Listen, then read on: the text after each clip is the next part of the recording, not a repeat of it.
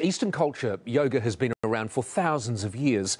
It is now increasingly popular in the West and right here in New Zealand. But is it really any good for our health? Here's Dr. Shaun Holt with his view. Shaun, good morning to you. Good morning, Paul. You managed to get past the group of homeopaths who've been waiting for you for a still couple reading of weeks out of the corridor. my hate mail. I'm sure you are. Yes, there's probably more of it to come. I wonder how many practitioners of yoga are going to be sending hate mail. Is it any good?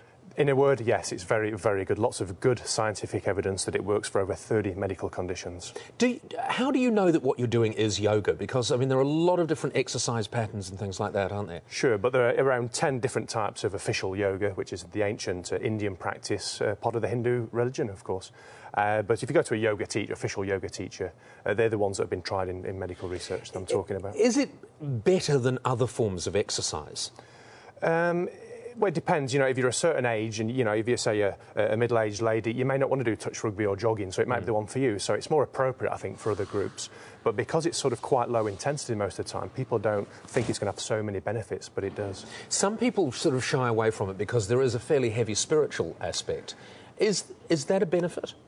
Well, it is. It's psychological and physical benefits. So it's a combination of maintaining postures, of meditation, and also breathing control. And it's that whole combination, usually for around 60 to 90 minutes. For people watching now, how would they know whether it was specifically good for them or not?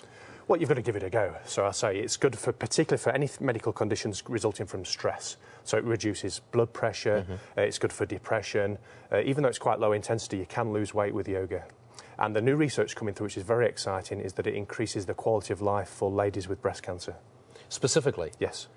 Yeah. Why is that, do we know? Again, a combination of psychological and physical exercise. It's interesting, and becoming more popular here. Is it being picked up by the established medical profession? It is. Of which, of course, you are a part. It is, and right, as the evidence comes through, it's becoming more and more, you know, GPs will be telling the patients to go and try yoga as a first line, often for stress-related conditions. In terms of sort of impact, physical impact, as you've said, it's a very low end. That's right. Are there people who shouldn't be doing it? The only people really would be sort of late into pregnancy, ladies late into pregnancy, but otherwise it's pretty safe. You can still pull a muscle or hurt your back, but compared to something like jogging or squash, it's much more easy for most people to do.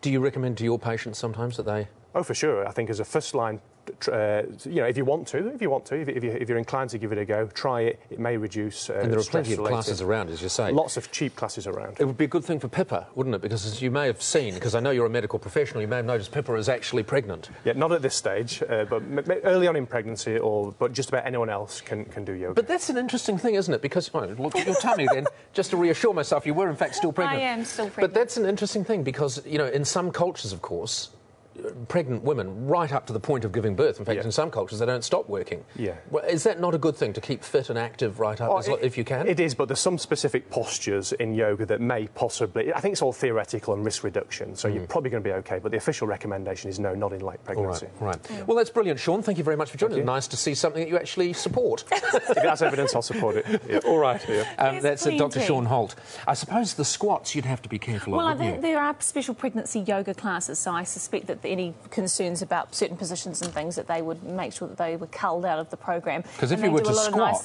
nice a sudden squat, and you may give birth. Oh, just like that. Because I tell you what, if there was that risk, then I'd be doing yoga every day.